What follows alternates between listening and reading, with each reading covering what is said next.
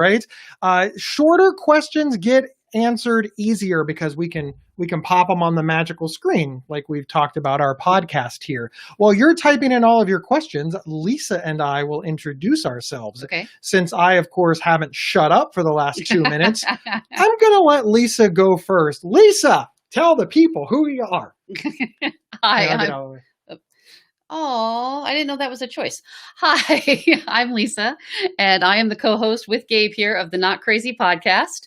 And we both live with mental illness, and that is super distracting. I am so not going to be able to function if you do that. See, now I've completely lost my train of thought. This was your fault. So we both live with mental illness, here today to answer your questions about living with mental illness.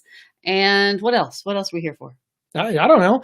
Hello, my name is Gabe Howard, and I live with bipolar disorder, and I am the host of the Not Crazy podcast with my ex-wife, Lisa. I always forget to add that part. I know. See, it isn't a thing for me because I don't think of it as being part of our current lives, you know? I don't think of you as my ex-wife. I don't either. Yeah, I think of you as my current frenemy. Oh. So we run the Not Crazy podcast. It is a very, very cool podcast, things like lived experience. And we love hosting it because we feel that people who live with mental illness need a platform to discuss the things that are important to us. There's tons of, it's amazing. I mean, since I got started in advocacy, there's a lot more than there used to be. There's tons of platforms for personal stories. And of course, now that in the rise of social media, Facebook, YouTube, even blogging, people can tell their own stories in a way that they just never could before. It's an exciting time. Yeah, but then we noticed that the people living with mental illness really didn't get to debate anything. They didn't get to discuss anything. They didn't get to challenge anything. And they didn't get to explain to the world how they see things through the lens of living with mental illness. And we thought, well, that seems like a good idea. And somebody along the way said, I don't know, that seems kind of like a crazy idea. And I said, that's not crazy. And that's how it was. Look at that. Wow. And that's how Not Crazy was born. We sincerely hope that you would check out the Not Crazy podcast over at psychcentral.com/notcrazy or your favorite podcast player. All right. So as the questions are starting to pile in, remember, we're going to tell everybody one more time how it works. Lisa, explain the system. Oh, okay. The system is not that complicated. You're going to write your questions in the chat, and we will answer as many as we can. Comments. Sorry. I'm sorry because it said, write your questions in the comments. This is why he's in charge of saying these things. You're going to write your questions in the comments and we will answer as many as we can. And once again, shorter questions are more likely to get answered. So it looks like we have a few. All right. Are you ready to get started? Hey, before we get started, we want to give a huge shout out to Camera. She is we're going to call her producer, director. All things. She is, without her, we're basically nothing. I mean, we're just a couple of literal talking heads. So big round of applause for Camera. They just bang them up. Big round of applause for Camera. Big round of applause for the mighty. Big round of applause for Psych Central. And please check out the Not Crazy podcast, or, we'll just be talking to ourselves. All right. Which would be crazy. See what I did there? Ready to get started? Ooh, now we're doing fist bumps. See, that's an advanced move since we've now conquered high fives. I know. All right, here we go. Okay. All right, and our first question is, what is your view on medication versus just therapy or DBT? So I don't particularly have a view, right? Whatever works for you. There's multiple paths for recovery. Or I'm sorry, there's multiple paths to recovery. But I do want to give just maybe a little shout out. I sort of don't like the idea that we're even comparing the two. It's kind of like saying, hey, what's your view on a cast versus what's the opposite of a cast? A splint, surgery? A splint or surgery. There you go. There's a good example. It's kind of like asking, what's your preference between a cast, a splint, or surgery? My answer would be, depending on your broken leg, you should use whichever one works best for you. I don't have a preference. It's not my broken leg. I think a lot of times, though, in the mental health community, we tend to stigmatize one or the other.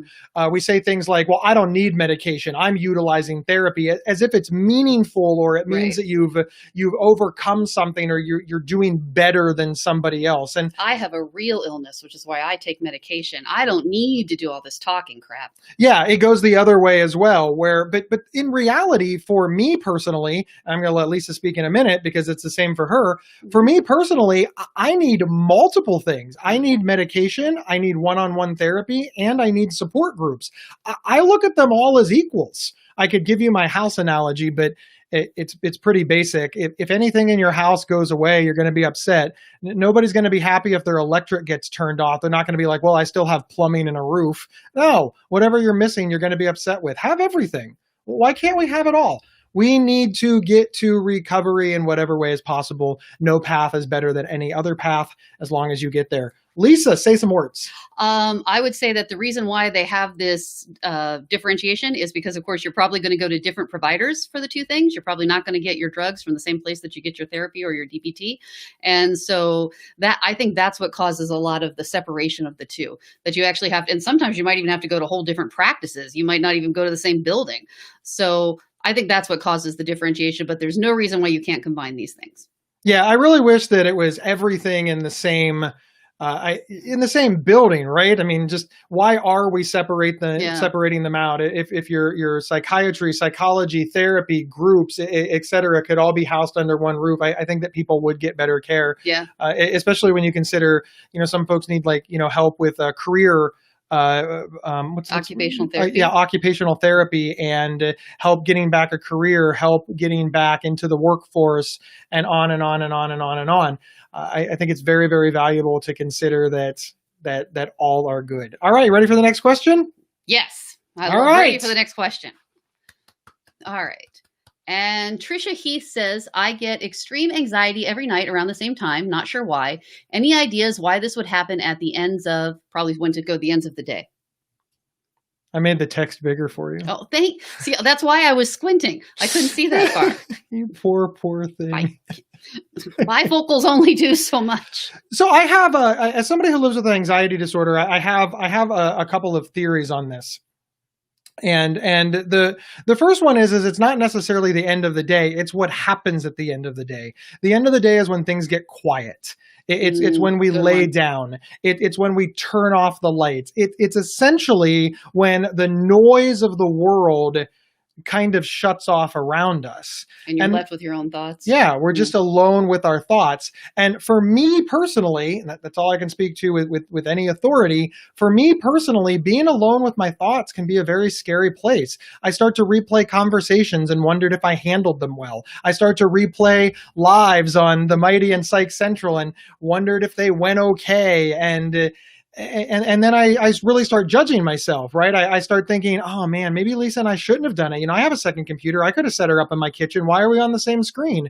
Well, what's happening? Or just, I'm going to get fired. My wife's going to leave me. And there's nothing to challenge that. During the day, this thought will pop into my head, but then I have to drive, right? Or I turn on the TV, or Lisa will ask me a question, or I'll have to work, or I'll play with my dog. All of these things serve as mental distractions. I really believe that is the crux of what's happening. Lisa, thoughts? I don't myself struggle that much with anxiety, but I know you've spoken many times about how you have a lot of anxiety over whether or not you're going to be able to sleep. Thank you, Vince. You have a lot of anxiety over whether or not you're going to be able to sleep.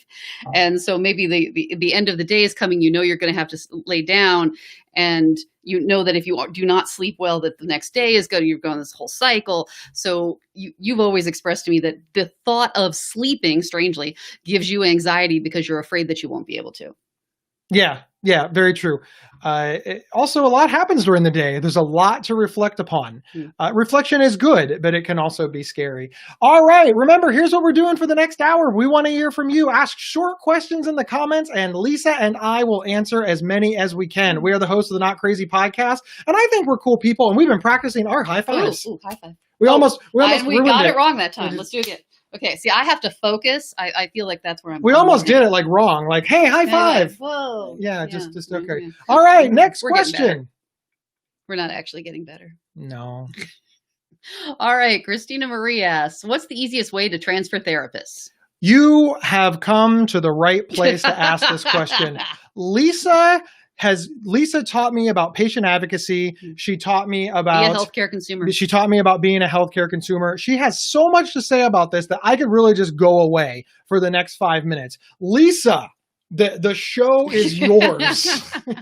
Well, I guess the answer is going to be, why do you want to transfer therapists? Are you not getting what you're looking for out of your current therapist? Are you having some sort of problem? Or is it just your insurance changing? Or maybe your therapist has told you that they think you would be better off with a different provider, a different type of provider, something like that. So I guess the easiest way to transfer therapists is to get, what do you, see, now he's creeping me out because he's smiling at me weird. I just looked at you. Anyway, so I just looked at you. I lose my train of thought easily, and I was saying really, really profound stuff. Thank you. Look that way. Good. All right. Problem solved. Anywho, so you're trying to transfer therapists. Where do you want to go? Who can you get recommendations from? Do you have another healthcare professional that you could ask, or perhaps your current therapist could recommend someone to you, depending on why the reason is that you're leaving.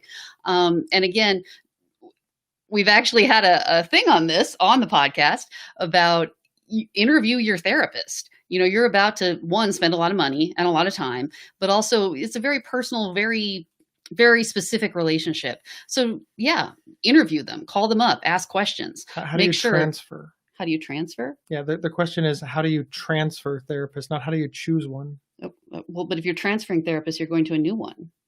That's true. I would say, well, if the idea is just, if we're truly answering only the transfer aspect of it, you tell your current therapist that you want a copy of all of your records, which belong to you.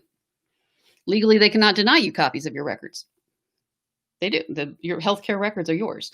So, and then you take them to the new person, or you could just give them your medical history when you get there. I know this is my fault because I looked at you, so I'm going to give the answer that Lisa normally gives when people ask this. So the first thing is you don't owe your therapist anything.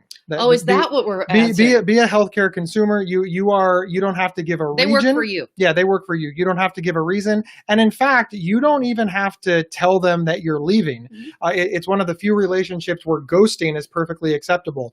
The easiest way to transfer therapists is to pick a new one with all of the ideas that Lisa just gave and ask that therapist to request your records from the last one. That'll be easy too. If you do want to have, a last appointment or closure, that's perfectly acceptable. And in fact, it really is healthy. It is psychologically healthy to explain to your therapist why you are leaving, because your therapist might be able to get you a recommendation.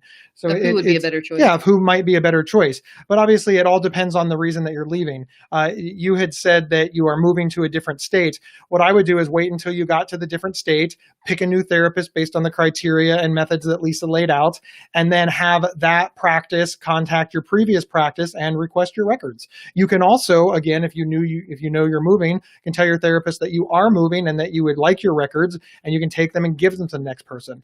They do have to give you your records. It's all up to you whether or not you want to see them. And there's so much writing on whether or not that's a good idea, whether it's mentally healthy, whether it's psychologically healthy, and everybody's going to land in a different place. For me personally, I don't want to see my records. I'd rather they transfer practice to practice. I believe that there's shorthand in there that by doctors that I would just obsess over and that it would hurt my therapy. Lisa, on the other hand, she wants everything. It's mine. And yeah, neither one of us are wrong.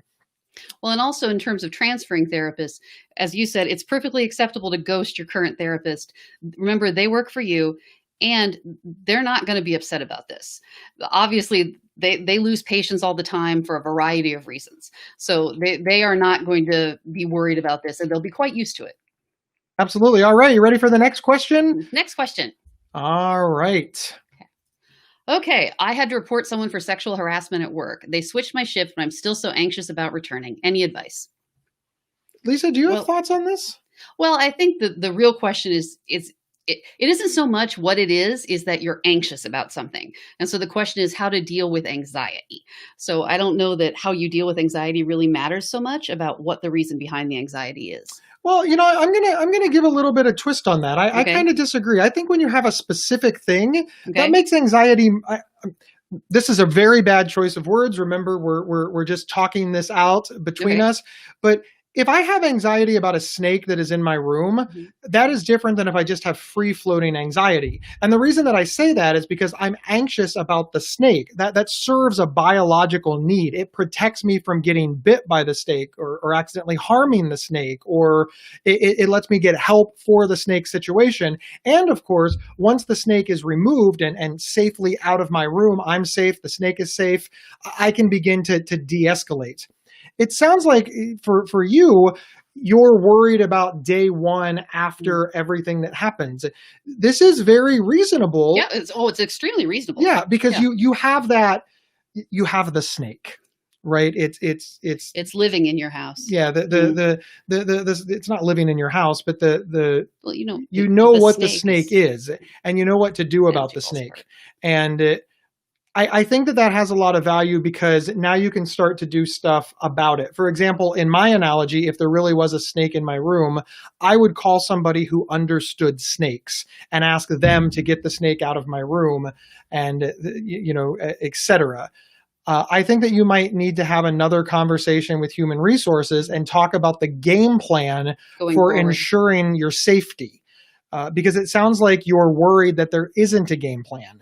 You're worried that you'll see this person in the hall, or that maybe it wasn't handled correctly, or there'll be retribution.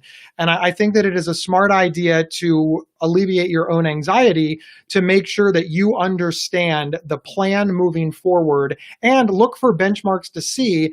And most importantly, ask what happens if it doesn't go well. Mm-hmm. For example, in my snake analogy, I might say to the person, plans. Yeah, I might say, what if you can't catch the snake? What if the snake goes into an open vent? And they may say, oh, well, that's okay. We have snake traps, or whatever. And I'd be like, okay, well, I feel better about that. And then I would let them into my house, and I would sit and wait. It's a tough thing, though. It is. It's also important, and I want to speak to this as well. You went through a traumatic experience. Let's not conflate anxiety and trauma. I do believe that you should seek therapy, and frankly, work should pay for it because it happened there. You should seek therapy about your trauma. You thought that work was a safe place, and it ended up not being a safe place in this way. And I think it's important to address that because again, any trauma that you go through, if left unchecked, can turn into major panic, major anxiety, and major mental health problems. So don't negate that. Lisa, you have anything to add? I guess the only thing I would add is anytime that I'm anytime I'm anxious about a very specific thing, the anticipation is so much worse. So once you get there and you get over that initial hump, it'll be much, much better. At least it would be for me. So you probably are only going to struggle for the first, let's say, hour that you're there. And after that, it's going to be much, much better. Yeah. So it's not like you have to dread, oh my God, it's a whole day. How will I make it? So when I had anxiety about returning to work after being off, et cetera, the first hour was by far the worst. The second hour got a little bit better. And usually by the end of the first week, it was just back to business as usual. Mm-hmm. First days at any job are hard. Kind of use that. First of anything is hard. Yeah. Kind of use that as an analogy moving forward. Lisa, you ready for the next question? Absolutely. Oh, hey, they talked about the Not Crazy podcast. What do we which you can find at psychcentral.com/notcrazy. Did you know that was our show? I was aware that was our show. Look, we have a sticker. How would the fine viewers get one of those stickers for themselves, Gabe? I mean, they'd have to come see our podcast live, and then we send them out for free. But we can't travel during a quarantine, so all of our speeches and live podcasts are done on Facebook Live. You got to hold the sticker. I want to hold this. You can hold the sticker. Look, it's up on the screen. Look, special effects. Ready for the next question? I'm old. What can I say? Yes, next question. Oh, my daughter took her life and my friend's daughter did too. We are very close. Last night, my friend, she also took her life. How do I help her other daughter survive? Oh God, that's horrible. First, my huge condolences. Yeah, I'm sorry. So sorry. That is a lot. This is. It's a lot. It's a lot to deal with. It's a lot. Counseling, therapy is going to be very important for all of her friends and family, especially her daughter, and also for you. This is one of those moments that therapy is made for, reaching out into the world, going to support groups, finding peer support groups, finding loss groups, survivors of suicide groups. Google in your area loss groups, suicide survivor groups. It's a little counterintuitive. Suicide survivor often means the friends and those family. Left behind. Yeah, those left behind. keep your head up. Unfortunately, mental illness is a mean illness, and people die from mental illness by suicide. We call it suicide rather than death by mental illness. And there's a lot to unpack. Be there for your friend. Be positive for your friend. Be helpful for your friend. Don't give advice. Let her cry. Let her vent. Let her scream that the world is unfair. The best thing that you can do is be supportive. And get her the help that she no doubt needs, which is therapy and a support group. And I strongly encourage you to do the same thing, because again, if you're caring for somebody that's been through a traumatic experience that you've also been through, you should get help for that same traumatic experience. Again, our huge condolences. That's a lot. All right, Lisa, you ready to move on to the next question? Yes, ready for the next question. All right.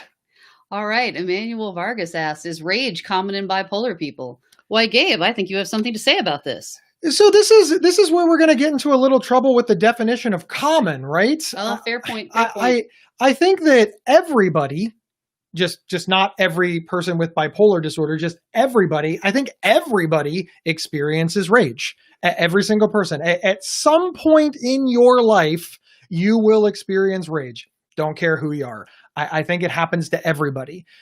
So now the question becomes, how much rage do you have to have before it's a symptom of bipolar disorder? Are we blaming all of our moods on bipolar disorder? And finally, anger, which becomes rage, does serve a purpose. So that rage may be really justified and actually a good thing, believe it or not. Social movements start with anger. They move to rage, and then they move to progress. This is how we move forward. All of that said, it's kind of a disingenuous answer to your question. I just want to make people aware that just because somebody lives with bipolar disorder doesn't mean that all of their emotions are now wrapped up in that. That said, bipolar rage is a known thing. And one of the hallmarks of it is it's constant and it's quick. 0 to 60. Everything is fine, you're screaming. Everything is fine, you're telling people you love, you hate them. Everything is fine, you're throwing things against the wall. And there's a huge uncontrolled aspect of it, and it comes on very, very quickly. As far as whether or not it's common, I don't know if it's, I think that it is common. I think that a lot of people with bipolar disorder have this, but as to what that percentage is it 5%? Is it 10%? It's important to understand that not every single person with bipolar disorder experiences rage on the regular. It's very, very important to understand that. But if you've had uncontrolled anger, uncontrolled rage, if you're punching walls, throwing things, screaming at people, trashing your car because it looked at you funny, these are all very clear indicators that there may be something going on. It could relate to bipolar disorder, and you should document everything and talk to a trained mental health professional to decide if this is a symptom of your bipolar disorder. I know you have some thoughts on this. Bipolar disorder, of course, is all about extremes of mood and instability of mood. And yeah, that can easily lead to anger getting out of control. So I would not know if it's common, but I've known many people with bipolar disorder who do experience it. So myself included. Yeah, you included. I experienced rage. We documented it. We went to my therapist, and my therapist was like, "Okay, you're screaming and yelling at people for no reason. Why are you angry?" And it really came down to, I don't know. And that, of course, it was a pivotal moment. It was just, why are you that upset for something that you don't remember 2 days later? Right. And that's what let me know that it was definitely a symptom of bipolar disorder for just sure. A regular emotion, as it were. Yeah. Wonderful. All right. Are we ready for the next question, Lisa? Yes, definitely. Next question. Okay. I've been taking medication for about 6 to 7 years and it works well. Oh, good. During the dozing off and waking period of sleep, I have negative thoughts that torment. This was before taking the medication. I wonder if I'm alone in this. Lisa, do you want to, I have a sleep disorder. Yeah, you have narcolepsy. I do. You know an awful lot about sleep, and arguably, as I am a mental health advocate, you are basically a sleep advocate. As much as you believe in your sleep disorder change. It just changes your whole world. It's amazing. What are your thoughts on this question? And I know that it's partially a sleep question, it's partially a medication side effect question, and you understand both very well. I would say that well, this person is saying this was happened before taking the medication. So you're not thinking that it's a medication side effect. This is just something that is already occurring. I would say that obviously anything that is disturbing you enough, you can ask your doctor about and see if there's a solution for you there.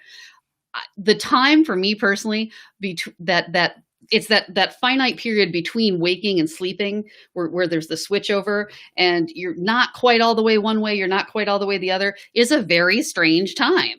I for years, I thought all this stuff was happening. It wasn't really happening. It's just on and on and on with sleep disorders. So you're certainly not alone in this. And if you read anything about sleep disorders or narcolepsy or sleep paralysis or on and on and on, that specific period between wakefulness and sleep is by far the one that people have the most trouble with.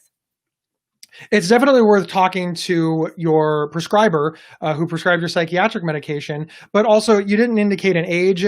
I know that the older I have gotten, I am now in my 40s, there are certain things that were never a problem before that started to become a problem. It wasn't as a result of bipolar disorder. It was just part of the natural aging process. Now, again, you haven't indicated your age in any way. I just want to throw that out there. It's certainly possible that your sleep habits and sleep quality are changing, not because of anything that you've done wrong, but just because the body is different. And talking to a general practitioner and perhaps getting a sleep study, maybe you need a CPAP machine, maybe you have sleep apnea, maybe you have sleep paralysis. Maybe you have sleep paralysis. Just so many things can impact sleep that we are unaware of, and we are not qualified to speak on them. But we have been surprised the number of people who have trouble sleeping that have gotten a sleep study, and it's been so simple. Sleep disorders are much more common than you realize. It's weird because doctors will always ask you about your diet and your exercise, but they never ask you about sleep, right? They almost never ask you, how long are you sleeping? How well are you sleeping? And yeah, sleep disorders are just much more common than you thought. And there's a lot of treatment available these days. Very true. All right, ready for the next question? Mm-hmm. All right, I'm going to do like the magic thing like I've done. He loves the magic thing. You ready? Mm-hmm. You ready? Yeah. You ready? Yeah. Yeah, you're going to knock the microphone with these days. I feel like I did good. You did not do badly. All right. CBD oil for depression and anxiety. What are your views on it? So my general views are there's not really any science yet. Yeah. My secondary view is that CBD oil is one of these things that, depending on where you buy it, your results may vary. CBD oil is sold at a gas station for $10, and it's also sold at very high-end pharmacies and natural stores for $100. There's gotta be a difference between the two. And when people are saying, well, how does it work with anxiety? Well, it really strongly depends on which version are you getting? Are you getting an oil based with just a little teeny tiny little bit of cannabis oil? Or are you getting a really quality, just like a quality oil? Yeah. I would say this is the same as anyone would ask about supplements, right? How do various supplements work for various illnesses?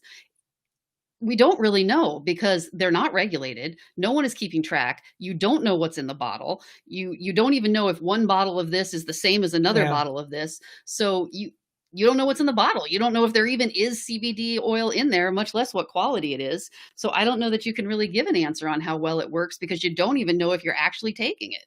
All of that said, there are studies that when scientists, we're getting some studies. Yeah, and when scientists do studies, they make sure that it's this everything. The capsules are exactly the same from beginning to end. They have the control groups and on and on and on. And there have been some studies out there that are doing okay in peer review. Again, very, very new, that shows that it could possibly have some effect on anxiety. Not so much on bipolar, not so much on depression, but there does seem to be some science mounting that the right dosage at the right time in the right quantities, etc., could potentially help with anxiety. And I think that's very exciting. It's a very interesting area of research. I'm interested to see where it goes. And the research is absolutely ongoing.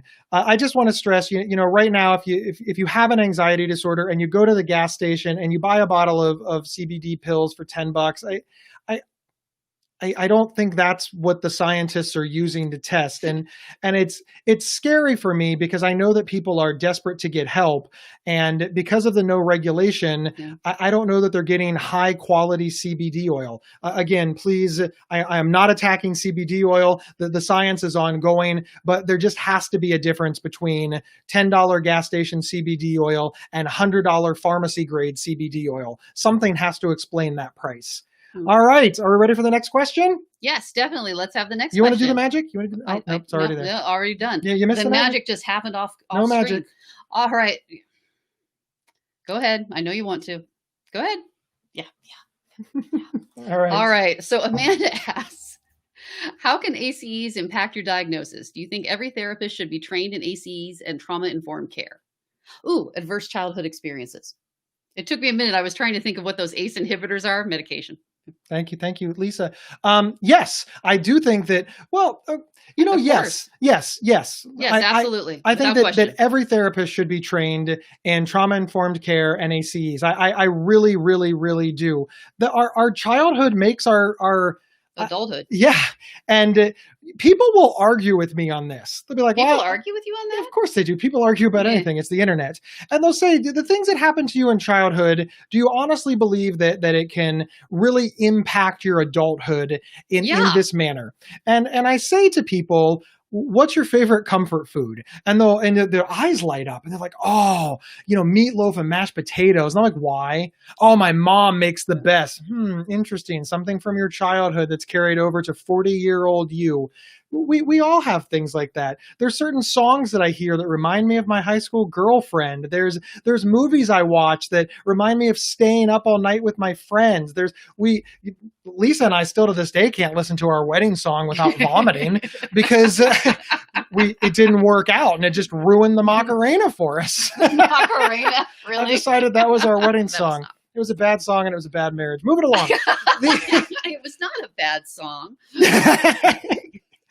Being divorced is fun. So yes, I think the things that happen to us. Yeah, I think the things that happen to us in childhood absolutely influence us as adults. And I think that therapists should be aware of this because there's nothing worse than getting a problem resolved and then tripping over trauma and tripping over something that we did not deal with from our past. And I really do strongly believe that. So the answer to your question is yes, unequivocally, yes, I think they should be trained in this 100%. Yeah, perfect answer. All right. You ready for the next question, Lisa? Next question. Here we go. And thank you, Camera, for letting him do the magic. I love the magic. I know. Any advice for someone with BPD and CPTSD that recently went through severe trauma to the point that I can't trust my own judgment? Lisa, do you have any thoughts? You can say no. That's a very tough decision. Tough question. I guess I would say, who in your life do you have whose judgment you can trust? Is there someone that if you're having to make some decisions, you're not sure what path to go down, is there someone that you can trust? Maybe a friend, a family member, a therapist, a doctor. Who can you turn to whose judgment you do trust at this time? Everything that Lisa said, 100%. In addition to that, when you find that person, train them. I'm very fond of saying that the worst time to have a fire drill is when the house is on fire. But for some reason in mental health and in mental illness, we always wait until something's going wrong. And then we start saying, help me, is that real? What do you see? Can you do? And the person is confused. They don't know what you're asking. They might not be ready. They don't know how to respond. They're too worried to respond in a way that's helpful. They're worried about you because not only do they not know what to do, they don't know what you want because you've never talked about it. Sincerely, if there is anybody in your life, friend, spouse, mother, father, sister, brother, aunt, just your barista, the guy that sells you McChickens at McDonald's, whomever, somebody that you have a relationship with that you can trust, that you see on the regular, that you can sit down and say, when you are doing well, here is what happens. Some days I'm doing well. Some days I do poorly. I can't trust my own judgment. I'm really afraid because I still need to make decisions because I'm a grown up person that has to make decisions. And I really, really, really need your help. And here's what I would like from you. And then remember, whatever agreements you make, you got to hold to it. Yeah. It's don't get in a fight with the person that you asked for help. So often I talk to my friends whom I love and they get mad at me and I'm like, why the hell did you ask? I was just sitting here minding my own business and you started asking me questions. So it's very important that when you make this deal, because you're making an agreement with people, that you hold up your end as well.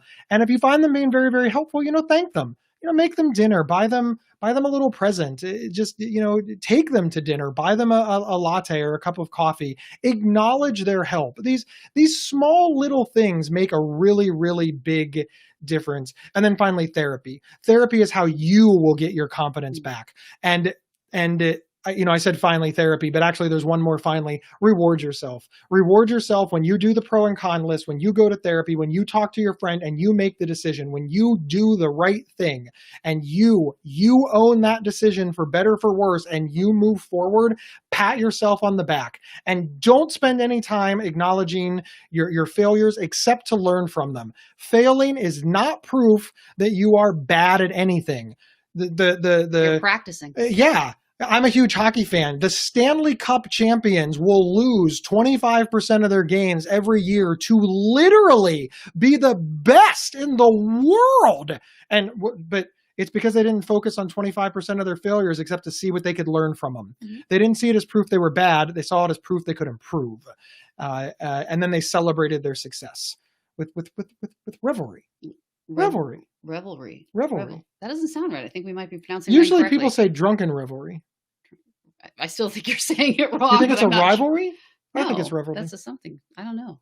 All right. We're going to look that up later. I will write it on my list. Yeah. You did write a book. Do you have that book somewhere? It just seems lame. Okay. All right, let's move on to the next question. All right. I think camera's ready. And next question. Hey. I have had trauma most of my life. Is it possible to one day not have any triggers? I have had a lot of therapy and trauma therapy. Yes, it is certainly Absolutely. Possible. You can certainly move beyond. Yes, but as you pointed out, it is a tough road. It is an uphill battle, and it takes a long time. And I think it's important to understand that. So many people, they're like, well, I've been at this for 5 years. Why am I not better? And the answer is because you're not yet. That's it. It's not a value judgment. It's not that you've done anything wrong. It's not that anybody's done anything wrong. The reason that you're not better yet is because you're still working on it. No problem. Continue forward. It is certainly possible. Keep working. Keep going to therapy. Keep finding the right therapist for your type of trauma, moving past it. Reward yourself for your success and have realistic expectations of what it means to live trauma-free. Yeah. All of us, remembering bad things that happened to us is not the same as still living with trauma. Now, again, that's a personal relationship between you and your past. But there have certainly been traumatic things that have happened in my past that I absolutely remember, but they are no longer causing me trauma. Some people would say, well, but if you remember them, isn't it traumatic to remember them? Well, sure. I don't get excited when I remember them, but they aren't rearing their ugly head in the middle of Thanksgiving dinner anymore. So it's also reasonable to have, or it's also important to have reasonable expectations and maybe talk to a therapist or a trauma group about what those reasonable expectations are. Everybody has something. Mm-hmm. And I don't mean everybody with trauma or everybody with mental illness. I mean, everybody has seen something they wish they can forget. They regret something. Everybody carries just a little bit of an internal, hey, I wish that hadn't have happened to me. Remembering that is it's part of the human experience. It's not proof that you're not healed. Understanding that for yourself is also part of the recovery journey. Lisa? Well, I would just like to say that it's not all or none. It's not, oh, I'm going to be just as bad as I am right now, or someday I will be completely trigger free. There's all sorts of shades of gray in the middle. And just because many people do make it, well, I shouldn't say it that way. Many people do become, yes, but even if you don't, that doesn't mean you can't be better than you are now. even if you continue to have those triggers for the rest of your life, that doesn't mean they're always going to affect you the same way and it's always going to be this bad. So just because you don't get to 100 doesn't mean you can't have drastic improvement. Everything Elisa said was awesome. All right. He's so complimentary now that we're divorced. Yeah. Where is that? I mean, I have long breaks from you. So that helps a lot. We are the hosts of the Not Crazy podcast at psychcentral.com/notcrazy or your favorite podcast players. Yes, we used to be married. It did not work out. Nobody knows why. That's not accurate. Many people, I know why. Yeah, I know why too. It is not. No, not a mystery. All right. Ready for the next question? Yes. I'm All ready right. for the next Here question. we go. And boop. All right. I have been seeing a psychologist. All he does is medication management and talk a few minutes. Possible to find one who do therapy and manage the RX I take? It is possible, highly unlikely. And if you do, they're going to be extraordinarily expensive. I could talk for hours on the reality of the mental health system, even for people with money and insurance, but it's bleak and I want to stay positive. In general, in America, psychiatrists manage your medication and therapists do talk therapy. One of the best that is common is if your therapist and psychiatrist work in the same office. Or at least have a relationship with each other and are willing to communicate about your care. Yeah, that's. But it is possible. There are Fraser Cranes in the world who absolutely do talk therapy and med management. They are very rare. They usually don't take insurance, and they cost hundreds upon hundreds of dollars per hour. They do exist. But it's extraordinarily uncommon. I personally don't. I don't know that I personally feel like that would be all that valuable to me. I mean, because I feel like, my psychiatrist is an expert in medication and my therapist is an expert in therapy. And these are two completely different skills. So I'm actually not disturbed by having two separate people handle these things, because I feel like it's kind of the same way that you would have, I don't know, what are some examples? Like I have a gynecologist and a dermatologist, because they both have this narrow range of knowledge, of this extremely deep knowledge of a very specific subject. And I don't know that it's reasonable to think that someone would have this deep knowledge of two things. So now, again, you want them to communicate with each other. And even if they're not in the same practice. Coordination of care. Coordination of care. Yeah. Even if they're not in the same practice, you could speak to them about that and see if you can get that to be happening. All right, Lisa, you ready for the next question? Mm-hmm. All right, and here we go. Hey! All right, Dan Tarbuck asks, how do you cope with the memory issues caused by medication? Ugh. I forget. Oh, come on. That was worth something. Yeah. Lisa and I both have this particular symptom. It's very upsetting. It does bother Lisa more than it bothers me. So this is actually, you've actually come to the very perfect place to ask this question. Lisa is the note queen. May I? Yeah. As you can see, Lisa, who is on the show live. I mean, we are live. I can't remember.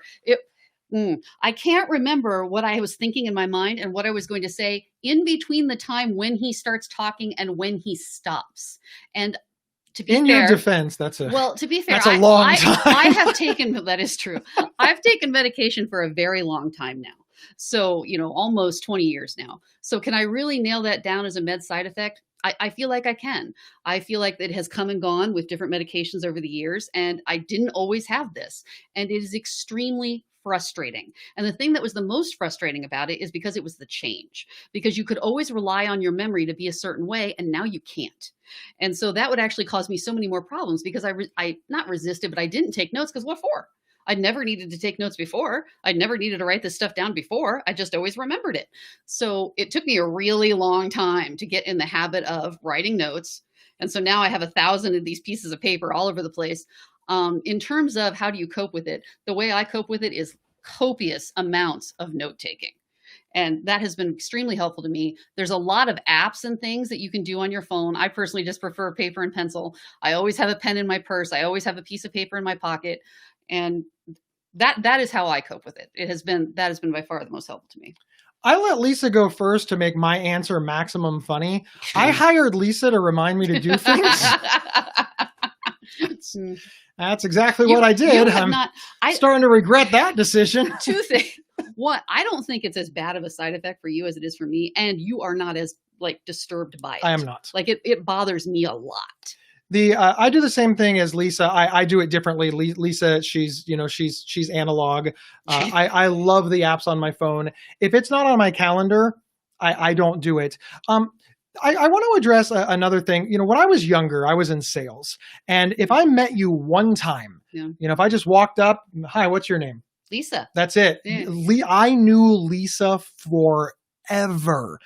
As I got older, whether it's because of the medicine, whether it's because of the aging process, or realistically some combination of both, Lisa would introduce herself and I'd forget who she was 5 minutes later. And in fact, I have such a problem with that. I love places where people wear name tags. And in some cases, I would forget. I would forget her face even. Yeah. Like hopefully in a perfect world, I still recognize that at least I met her and I can, oh, hey, how are you doing? Oh, it's good to see you, buddy. I used to be the king of that. But then I realized that this is a little bit disingenuous. Why don't I just be honest? Yeah. And now when I meet people, I would say, oh, have we met before? And that person would say, yes, we met X time. And I say, oh, thank you so much for reminding me. I meet a lot of people. I'm really, thank you. Or I'd say, I know we've met before, but I apologize. I forgot your name. And that person will give me their name. I have gotten no bad from this. If you want to run the tricks, there's a million tricks I can give you. I do work with Lisa. Lisa does handle a lot of my appearances and things like that. And if I don't recognize somebody, Lisa will say, hi, my name is Lisa. And she'll just interject herself right in the conversation. That's the best one. If you're talking to someone and you're not sure of their name, see if you can get someone else to come up and introduce themselves. Yeah, and then that person will give you the name. But ultimately, I have found that just seriously, how there's radical acceptance as a DBT skill. I believe in radically accepting that my memory is not what it used to be, and radical honesty, and just telling people that I'm sorry, I cannot place you right now. And some people think, well, doesn't this make you bad? No, I don't think it makes you bad at all. I've got a million stories that I can tell. I gotta kill that habit. I always say I got a million stories I can tell, and then you do in fact have a million stories you could tell. I do, but it's a lame verbal tick. Oh, I say absolutely a lot. My favorite people in the whole world are people that say I don't know, because when you say I don't know, you tell me that I can trust you, that you have considered my question, and that you value giving the correct answer. When somebody knows everything, I don't think they're extra smart. I think they're lying. Yeah. I really, really do. And it shows a lack of respect. Because they're not willing to just be honest. And especially in deeper concepts or newer things, when we talk about COVID, the doctors that I have the most respect for are the doctors that say, we don't know and we won't know for years. And I think, okay, that is an honest answer, because that's reality. It's not magic. We're not going to know instantly. Nothing works that way. We're still learning things from the 1918 epidemic, and it's 100 years old. That's just how science works. So when somebody says, I don't know the answer yet, I think, okay, you really value giving me an honest answer. I believe that when I tell somebody, I'm sorry, I meet a lot of people and I don't remember your name, that has a lot of value. Or when I tell people, I'm sorry, I forgot to do that, that has a lot of value. I hope that all of those suggestions help. The hardest one for me was forgetting people's names. The hardest ones for Lisa is missing deadlines. We both have very unique ways of handling each one, but they largely involve being honest and taking a lot of notes. Somebody wrote, it was Shailene Markey. I hope I got your name right.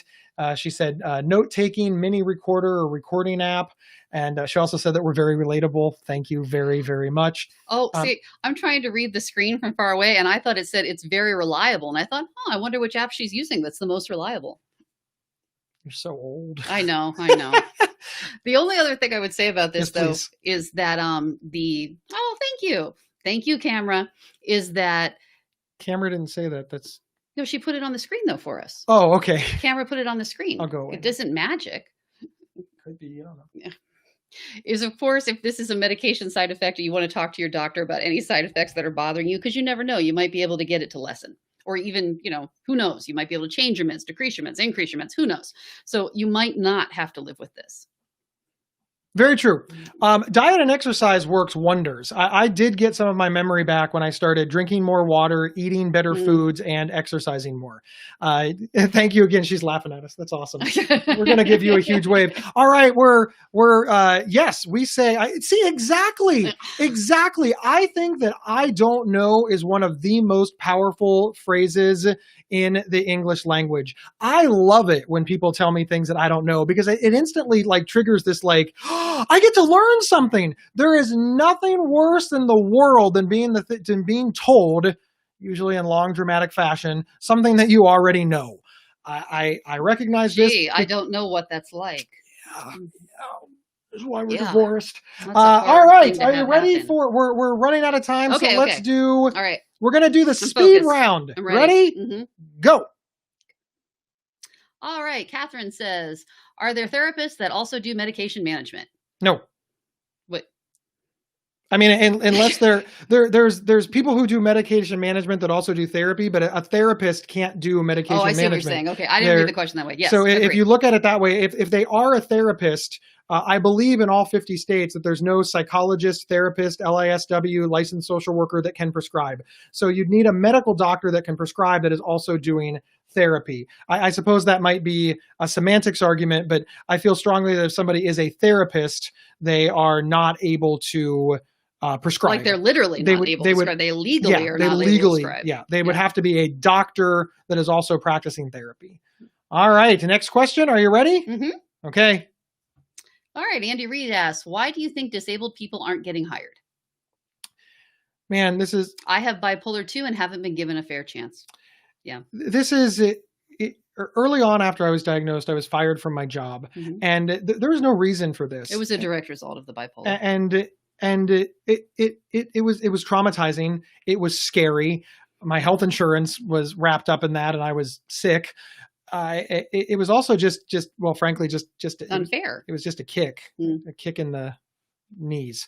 You're already down. Yeah.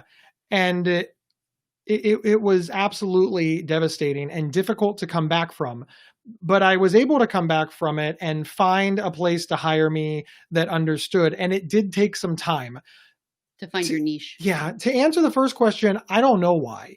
It is illegal. It is unfair. It's disingenuous. And frankly, it's just kind of a stupid thing to do.